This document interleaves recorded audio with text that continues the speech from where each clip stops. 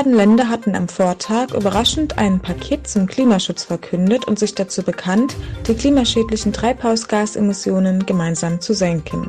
Ein konkretes neues Reduktionsziel bis zum Jahr 2030 gab es von chinesischer Seite nicht. Die beiden weltgrößten Treibhausgasemittenten betonen den Ernst und die Dringlichkeit der Klimakrise und erkennen an, dass es eine Kluft zwischen den gegenwärtigen Bemühungen und den Zielen des Pariser Klimaabkommens gibt. Das kasachische Verteidigungsministerium teilte Aufnahmen von gemeinsamen Manövern mit türkischen Soldaten von einigen Manövern aus naher Vergangenheit. Der russische Präsident und die Kanzlerin Merkel haben gemeinsam über die Grenzprobleme in Belarus, über die Situation in der Ostukraine und am Schwarzen Meer geredet.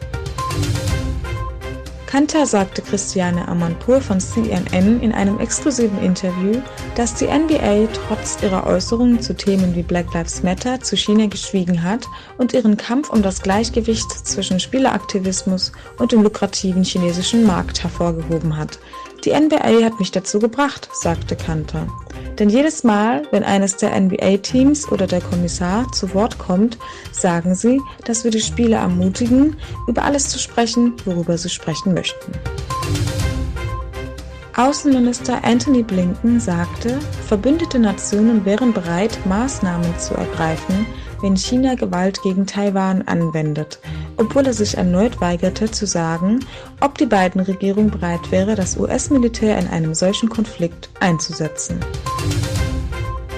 Auf dem türkischen Ratsgipfel hat der türkische Außenminister den Außenministern bekannt gegeben, dass die Familienversammlung in Einrichtungen türkischer Nation umbenannt wird.